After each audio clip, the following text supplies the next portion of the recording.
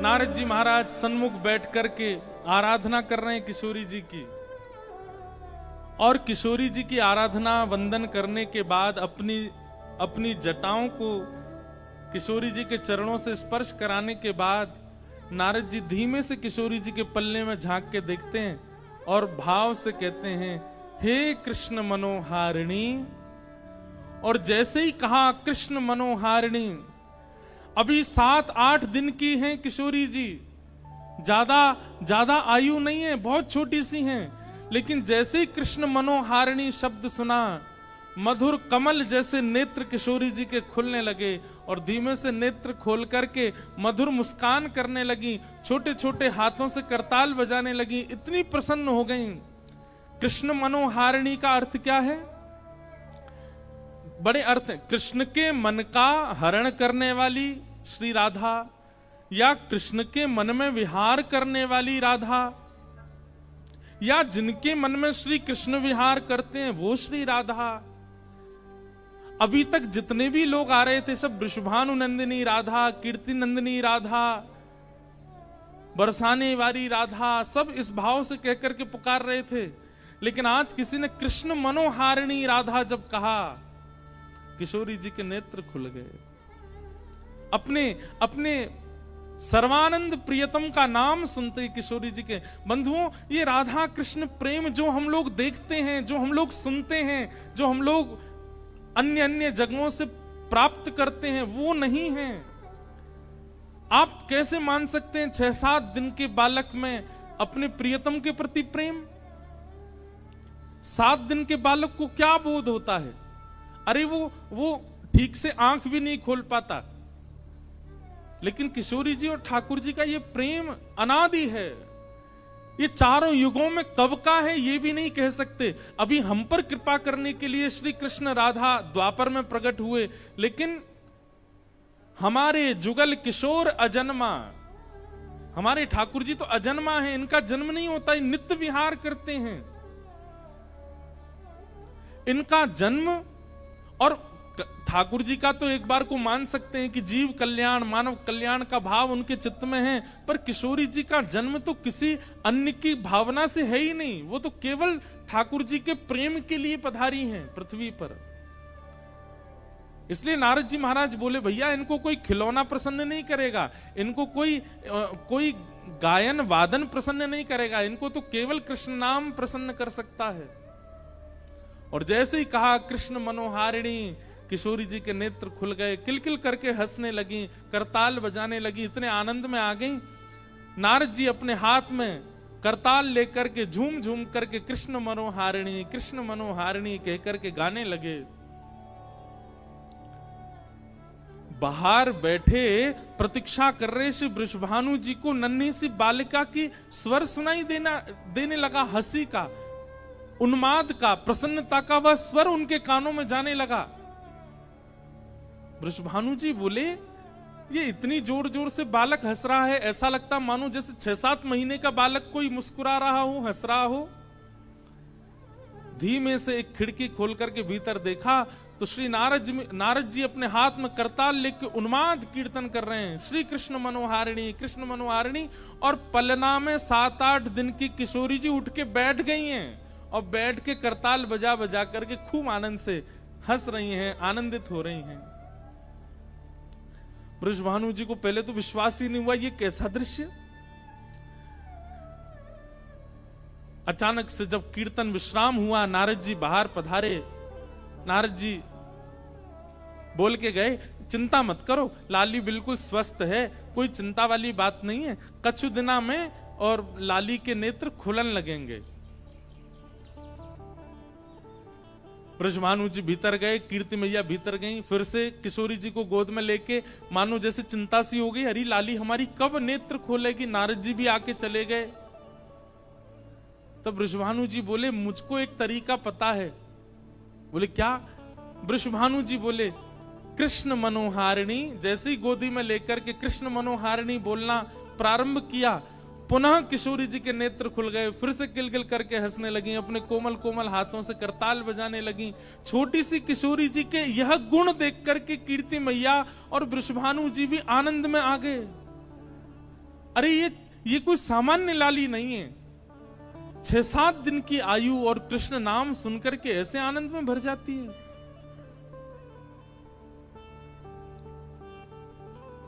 ऐसी हमारी किशोरी जी, कृष्ण नाम बहुत प्रिय है, कृष्ण शब्द बहुत प्रिय है श्यामा जी को।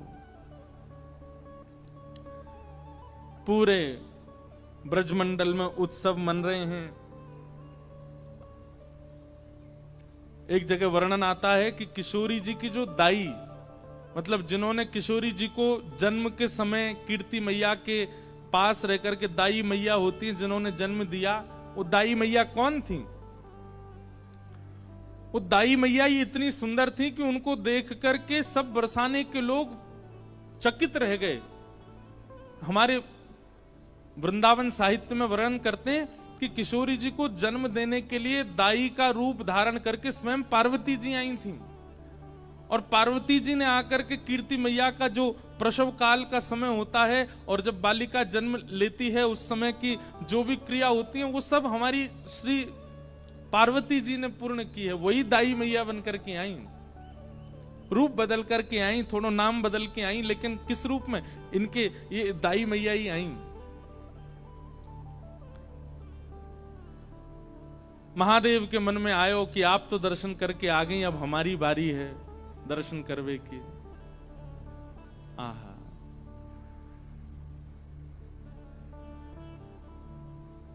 महादेव त्रिपुंड लगाए, हाथ में त्रिशूल लिए, जटा जूट बांधे। 1 वर्ष पहले तो नंदगांव गए थे, वहां लाला को दर्शन करके आए। अब 1 वर्ष बाद जब बरसाने पधारे हैं,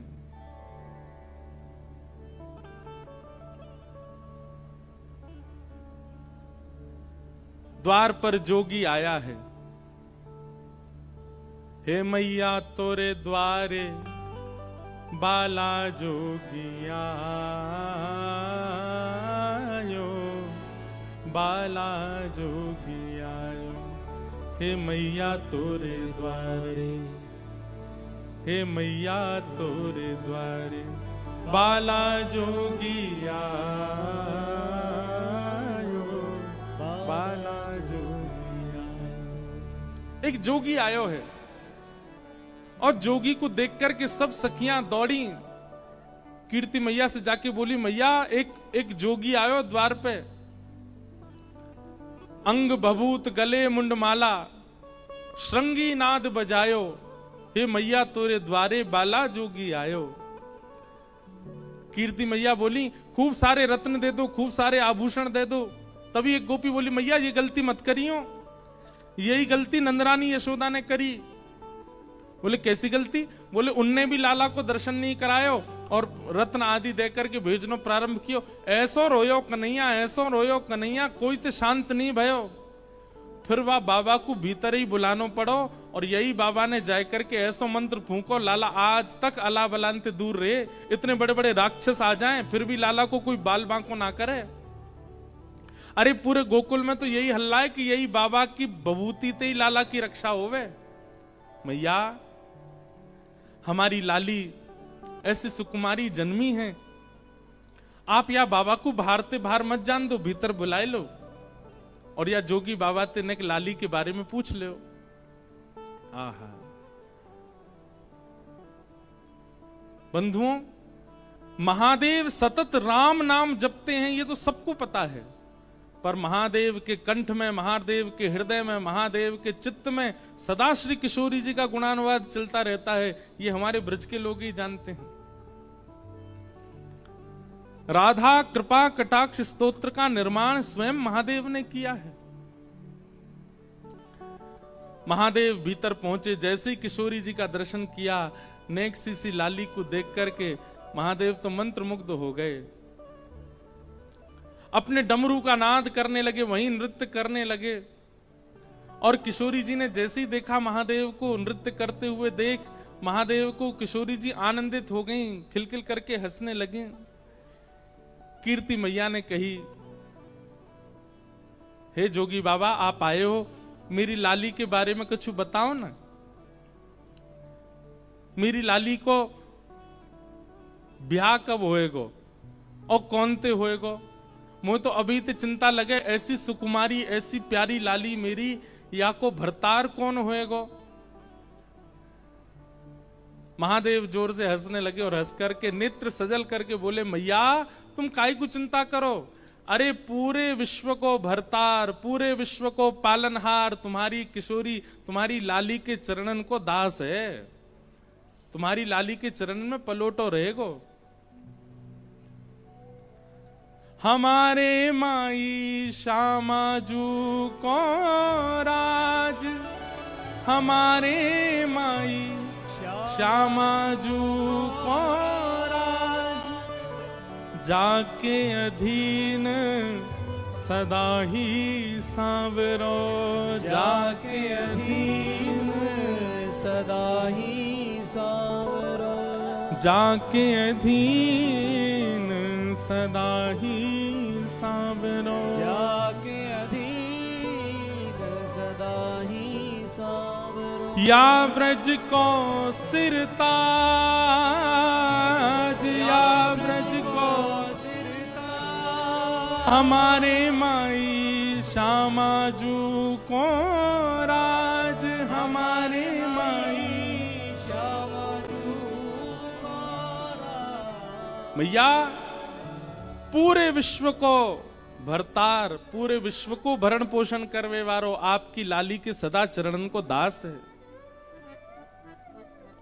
आहा, कृष्ण जिसकी आराधना करते हैं, परब्रह्म जिसकी आराधना करते हैं, उनका नाम है राधा। मैया तुमको चिंता करने की आवश्यकता ना है, तुम्हारी लाली तो और मैया मैं तुम्हें ज्यादा बात बताऊंगा तो फिर तुम समझोगी नहीं। या लाली को तो नित्य विवाह है चुको है, या को विवाह करने की आवश्यकता नहीं पड़ेगी, या को तो नित्य विवाह है चुको है। ये तो जीवात्मान पर कृपा करवे के लिए और बड़े प्रेम के समुद्र को प्रस्तुत करवे के काजे जन्म भयो। लाली को तो ब्याह है चुको, ये तो नित्य विवाहिता है। कीर्ति मैया बोली, बाबा मोह तो तेरी बात पल्ले नहीं पड़ रही, का कह रहा हो मेरी लाली नित्य विवाहिता है। बोले बाबा, बोले मैया तुम नहीं समझोगी, तुम नहीं जानोगी। खूब सुंदर सुंदर यश गाया किशोरी जी का। कीर्ति मैया बोली, बाबा कछु मांग ले, इतनी दूर ते चल के आयो, कछु ले ले मुते। महादेव बोले, बोले मैया देनो है तो एक वस्तु दे दो। बोले कहा, अपनी या लाली की उतरन दे दो, या कि कोई पोशाक जो याने पहनी हो वो मुकु दे दो, कोई उतरन दे दो। बोले उतरन को कहा करेगो बाबा, तू तो इतना बड़ो लंबो चौड़ो, मेरी लाली नेक्सी सी, बाकी उतरन कहां पहने को। बोले मैं ना पहनूंगो, मेरी जटा पहनेगी। और नीली झंगुली, छोटे छोटे बालक पहनते हैं, थोड़ी नेक नीचे से खुली हो, ऐसी झंगुली, नीली झंगुली किशोरी जी की जो उतरन है वो महादेव को प्रदान करी। महादेव ने तुरंत लेकर के अपनी जटान ते बांध ली और जटा में बांध करके बस प्रणाम करके आनंदित है गए। बोले मैया बस अब बस यही कृपा करियो, आपकी लाली के श्री चरण सदा मेरे चित्त में विराजे रहें, सदा मेरे चित्त को आनंदित करते रहे। ऐसे महादेव किशोरी जी को दर्शन करवे के काजे आए। सब आनंद में भर रहे हैं। किशोरी जी के बाल्यकाल के कुछ सुंदर लीलाएं, उनके पद हैं। जैसे दूध पान करती हैं कीर्ति मैया का, तब किशोरी जी का रूप कैसा भाव दिखता है। आहा, किशोरी जू को कीरति दूध पिलावे, किशोरी जू को कीरति दूध पिलावे। गोद मोद ले बदन बिलोकत, गोद मोद ले लखि तन मन हर्षावे, लखि तन मन हर्षावे। किशोरी जू को कीरति दूध पिलावे, किशोरी जू को कीरत दूध पिलावे। गोद मोद ले वदन विलोकत, अपनी गोद में किशोरी जी को लेकर के कीर्ति मैया खुद ही मोहित हो जाती हैं लाडली जी के मुखमंडल पर। गोद मोदले वदन विलोकत, उनके श्री अंग को देख करके वदन विलोकत लखितन मन हर्षावे। कीर्ति मैया को भरोसा नहीं होता, विश्वास नहीं होता, जी मेरी लाली है, जी मेरी लाली है, ऐसा मन में प्रश्न उठता है। और हृदय लगाए चूम मुख नेह युत, हृदय लगाए तन मन में मगनावे, तन मन में मगनावे। किशोरी जू को कीरति दूध पिलावे, किशोरी जू को कीरत दूध पिलावे। सरस माधुरी निज स्वामिनी को, सरस माधुरी निज स्वामिनी को। निरख निरख बलि जाए, निरख निरख बलि जावे। हाँ निरख निरख बलि जाए, निरख निरख बलि जावे। किशोरी जू को कीरति दूध पिलावे, किशोरी जू को कीरत दूध पिलावे। ऐसी लीला किशोरी जी की चल रही है। धीरे धीरे अब किशोरी जी बड़ी भई, और जैसे ही श्री लाडली जी ने एक बड़ी भई हैं, जैसे ठाकुर जी के मुख से सबसे पहला शब्द निकला गैया, हमारे श्याम सुंदर ने सबसे पहला शब्द अपने मुख से कहा है गैया। यशोदा मैया गोद में लेके कहें लाला बोल मैया, ठाकुर जी नहीं बोलते। बाबा गोद में लेके बोले बाबा, लाला बोल बाबा, ठाकुर जी नहीं बोलते। बलभद्र जी अपनी गोद में लेके कहते हैं लाला मेरो नाम बोल दे भैया, ठाकुर जी नहीं बोलते। इतने में ही गौशाला की गैया दिख जाती है तो ठाकुर जी छोटी सी उंगली करके कहते हैं गैया। और जैसे ही गैया बोले, यशोदा मैया बोली लाला फिरते बोलियो, फिरते बोलियो, तो ठाकुर जी गैया नहीं बोले, फिर बोले मैया। नंद बाबा दौड़े दौड़े लाला तेने मैया कही, एक बार और बोल दे मैया, तो मैया नहीं, फिर बोले बाबा। बलराम जी को अपनी गोद में लेकर के चले गए, बोले अब बोल दे भैया, तो बोले भैया। ऐसे सबसे पहला शब्द ठाकुर जी ने अपने मुख से कहा गैया। ऐसे ही हमारी किशोरी जी ने सबसे पहला शब्द अपने मुख से जो प्रकट किया वो गोपाल, गोपाल। अब छोटे तुतलाते हुए बालक जैसे बोलते हैं, वैसे किशोरी जी के मुख से अब स्वर ही निकला होगा, शब्द तो नहीं निकले, लेकिन सबसे पहला शब्द ठाकुर जी का नाम प्रकट हुआ। कीर्ति मैया गोद में लेकर के झुलाती हैं, उनको मैया बोलती हैं, वृषभानु जी को बाबा बोलती हैं। धीमे धीमे किशोरी जी बड़ी हो रही, घुटमुन चलना सीख गई हैं। सब बरसाने में सखियों की भीड़ लगती है किशोरी जी को देखने के लिए। ऐसी सुंदर लीला चलती है। जैसे हमारे ठाकुर जी को मक्खन बहुत प्रिय है, ऐसी किशोरी जी को दही बहुत प्रिय है। अब पदों में ही हैं सारी लीलाएं, इसलिए एक पद है। आहा, एक दिन रात्रि में थोड़ा थोड़ा बोलना सीख गई हैं किशोरी जी, और कीर्ति मैया के बगल में सोई हैं। अर्धरात्रि में उठ गई और उठ करके मैया के बगल में बैठी बैठी किशोरी जी रोने लगी।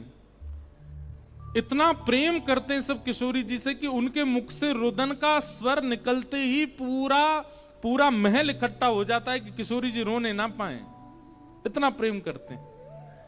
अब किशोरी जी जैसे उठ के रोने लगी, कीर्ति मैया उठ के बैठ गई, वृषभानु जी उठ करके बैठ गए। सब बोले लाली कहाँ भयो, तू काई को रो रही है? अरे या लाली को कोई पीड़ा तो ना हैगी? अरे कहीं भूखी तो ना रहेगी? कहाँ है गो? कीर्ति मैया ने अपनी गोद में ले ली और पूछ रही हैं बार बार, लाली कहाँ है गो, तू काई को रो रही है? तो छोटी सी किशोरी जी अपनी तोतली वाणी में कह रही हैं, गाड़ो दही दे मैया मोहे, गाड़ो दही दे मैया मोहे। आपको समझ आ रही गाढ़ा किसको कहते हैं? एक तो दही होता है बिल्कुल पानी जैसा, दूध जैसा, और गाढ़ा दही होता है बिल्कुल कठोर तो नहीं पर कटेमा दही, मतलब उसके आप शेप बना सकते हो, उसको गाढ़ा दही कहते हैं। किशोरी जी को वो बहुत प्रिय है। एक मटका में जमाया गया हो, उसमें बढ़िया सुंदर मिश्री की खांड डाली हो, ऊपर से केसर पधराई हो, दही जमाते समय ही उसमें खांड डाल, मतलब दूध में ही खांड डाल करके मीठा दूध, उसकी दही जमाओ, उस पर ऊपर केसर लगा दो, मिट्टी के बर्तन में जमाओ, और जब वो जम करके निकले तो गाढ़ी गाढ़ी हो जाएगी। वो किशोरी जी को बहुत प्रिय है। किशोरी जी उसमें सुंदर सुंदर आकृति बना बना करके पाती हैं। तो किशोरी जी क्या कह रही हैं? गाढ़ो दही दे मैया मोए, गाढ़ो दही दे मैया मोहे। भोर लगी भूख श्यामा को, भोर लगी भूख श्यामा को, बोलत है तुतराई, हाँ बोलत है। कहाँ बोल रही हैं? गाढ़ो दही दे मैया मोए, गाढ़ो दही दे मैया मोहे।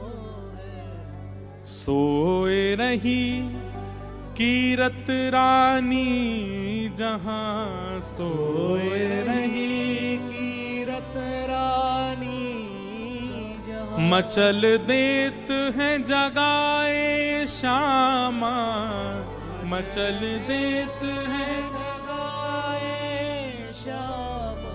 गाढ़ो दही दे मैया मोहे, गाढ़ो दही दे मैया मोहे। कीर्ति मैया उठ करके बोली, लाली अभी तो भोर भी ना भाई, अभी तो रात है रही है, और नेक देर पहले ही तो तू खा पी के सोई है, इतनी जल्दी उठ करके और इतनी रात में दही खावे ते घरों बैठ जाएगो, शरीर की प्रकृति बिगड़ जाएगी, ऐसा ना करो करें।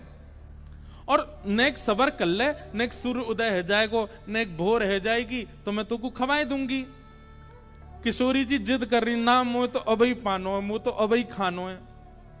कीर्ति मैया बोली, इतनी जिद काय को कर रही है, कहा बात है, इतनी रात में तुमको दही काय को चाहिए?